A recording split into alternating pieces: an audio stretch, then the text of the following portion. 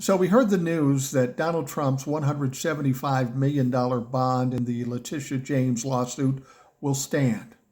It surprised a lot of people. It disappointed a lot of people. We thought he wouldn't be able to come up with it. Letitia James would start seizing properties and selling them off. And that's not what's going to happen. You have to understand what's going on here, and Donald Trump is still paying a hefty price, and it still puts him in a bad situation, even though the bond still stands. You see, the first bond, the reason why it was so sketchy, the insurance company and Donald Trump had no real money in it. They were basically saying, well, he promised us to pay and he promised us to pay, but no real money. And that's why Letitia James said, bullshit, we're going to have a hearing on this.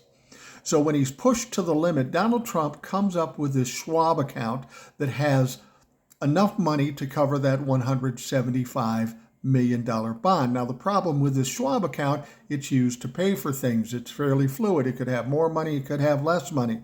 And Letitia James says, we'll accept that bond if Donald Trump has no control over it. It's just the insurance company. They put up the bond. They're responsible. If the appeal fails, they're coming after the insurance company. And they didn't want to agree to that, of course, but they had to. That was the last option at the last minute to save Donald Trump from getting his shit seized and sold off.